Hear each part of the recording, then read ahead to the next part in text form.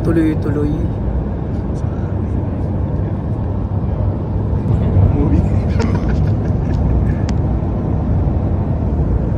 Kailangan na lang natin yung narration ni Liam Neeson.